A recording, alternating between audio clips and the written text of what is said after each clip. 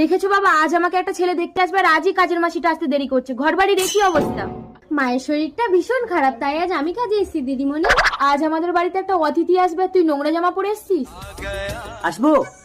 এসো বাবা এসো। এই যা, ভেতরে গিয়ে কাজ কর। যা। থাক থাক থাক, সেই ছোট্টবেলা থেকে তোমার সাথে আমার মেয়ের বিয়ের কথা বলে রেখেছিল তোমার বাবা। জানি মন্ত্রী মশাই, সেই জন্যই তো আপনি আমার বাবাকে পুলিশের চাকরিটা দিয়েছেন। দিদিমণি চা। ঠিক আছে, ওখানে রেখে দিয়ে যা, নোংরা জামা পরে এদিকে আসিস না। তুমি অমন ভাবে কথা বলছো কেন ওর সাথে? কাজের লোককে কাজের মতনই রাখতে হয়, নইলে মাথায় উঠে গেলে ওদেরকে আর নামানো যায় না। দাঁড়াও পুষ্কর, দুপুরে খেয়ে যাবে না?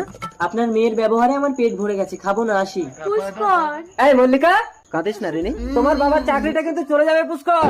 হ্যাঁ এই কুলক্ষণী, তোর জন্য একটা ভালো পাত্র হাতছাড়া হয়ে গেল। বেরিয়ে যা আমাদের ঘর থেকে। দিদিমণি আমাকে বের করে দেবেন না, আমার মায়ের ওষুধ কিনতে হবে। এই নে, এই 20 টাকা দিয়ে তুই আর তোর মা বিষ কিনে খেয়ে নিবি। যা বেরো আমাদের ঘর থেকে।